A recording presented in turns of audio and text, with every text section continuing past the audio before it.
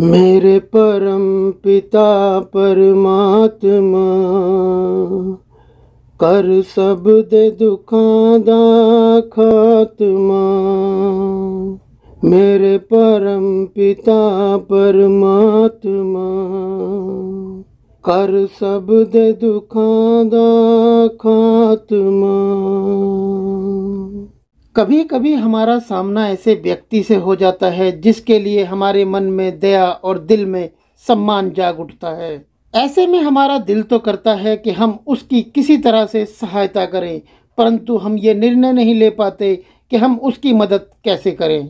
कुछ लोग तो तुरंत अपनी जेब से कुछ पैसे निकालकर उस व्यक्ति के हाथ पर रख देते हैं और अपने आप को महान समझने लगते हैं, परंतु वो ये नहीं सोचते कि आप ऐसे व्यक्ति का हौसला तोड़ रहे हैं, क्योंकि आप उसे एक भिखारी की तरह एहसास दिला रहे हैं। अगर उसे भिखारी ही बनना होता तो वो ऐसे मेहनत क्यों करता। हमें उस व्यक्ति को देखकर समझ जाना चाहिए कि वो व्यक्ति भीख मांगकर दूसरों के टुकड़ों पर नहीं पलना चाहता। मैंने देखा है कि बहुत सारे लोग कैमरा लेकर पहुंच जाते हैं और एक व्यक्ति वीडियो रिकॉर्ड कर रहा होता है और दूसरा व्यक्ति उस व्यक्ति को अपनी हैसियत के मुताबिक पैसे दे रहा होता है। तो यकीन मानिए, यदि कोई भी व्यक्ति ऐसा कर रहा होता है तो वो कहीं ना कहीं उस व्यक्ति को ये एहसास दिला रहा होता है कि तुझे मेहनत करने की ज़रूरत नहीं है, तो भीख मांग कर भी खा सकता है।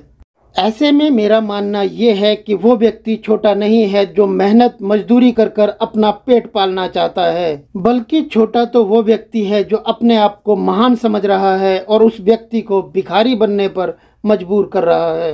अब हो सकता है कि आप में से कुछ लोग कहें कि ऐसे में हमें क्या करना चाहिए, हम इस काबिल हैं, हमें ईश्वर ने इस काबिल बनाया है कि हम उस व्यक्ति की मदद कर सकते हैं, तो हम उसकी मदद कैसे करें, ऐसी परिस्थिति में हमें क्या करना चाहिए। तो जब भी आपके सामने ऐसी परिस्थिति आ जाए तो आपको भगवान श्री कृष्ण की कही बातों को याद करना चाहिए। भगवान श्री कृष्ण कहते हैं कि जब परिस्थिति बदलना हमारे बस में ना हो, उस समय हमें अपने मन की स्थिति को बदल कर देख लेना चाहिए। सब कुछ तो नहीं मगर बहुत कुछ आपके अनुरूप हो जाएगा। यदि आपको परमात्मा ने इस काबिल बनाया है कि आप दूसरे की सहायता कर सकें, तो आप इस तरह से उसकी सहायता करें कि उसे दोबारा आपकी या फिर किसी दूसरे की सहायता की ज़रूरत ना लेनी पड़े। किसी की मदद के लिए धन की ज़रूरत नहीं होती, आपके पास एक अच्छा मन होना चाहिए ताकि आप दूसरे की सहायता कर सकें। इसके लिए केवल आपको करना ये होता है कि जब आपके सामने ऐसा कोई व्यक्ति आ जाए जिसे देखकर आपको लगे कि वो व्यक्ति भीख मांगकर अपना पेट नहीं पालना चाहता, अपने बच्चों को, अपने घर को नहीं चलाना चाहता, परंतु वो बहुत ज़्यादा मजबूर है, वो बेसहारा आपको नज़र आ रहा है, तो आप केवल इतना करें कि वो व्यक्ति जो भी सामान बाज़ार में या फिर कहीं भी बेच रहा होता है, तो भले ही आपको उस सामान की ज़रूरत हो या ना हो, आप अपनी जेब से पैसे निकालकर तुरंत उस सामान को खरीद लें। आप हमेशा ये याद रखें कि कोई भी ऐसा व्यक्ति सोना या फिर हीरा नहीं बेच रहा होता।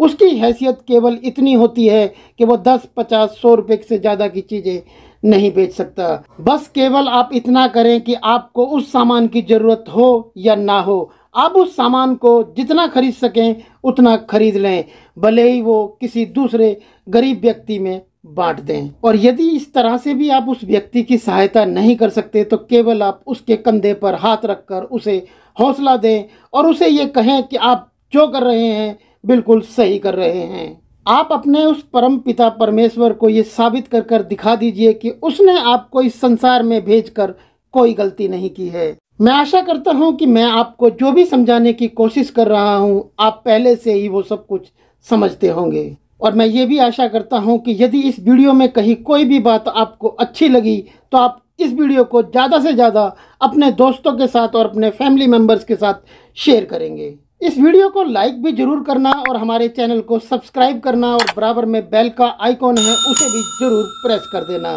फिर मिलते हैं आपसे ऐसे ही किसी बेहतरीन वीडियोस के साथ, तब तक के लिए जय श्री कृष्णा।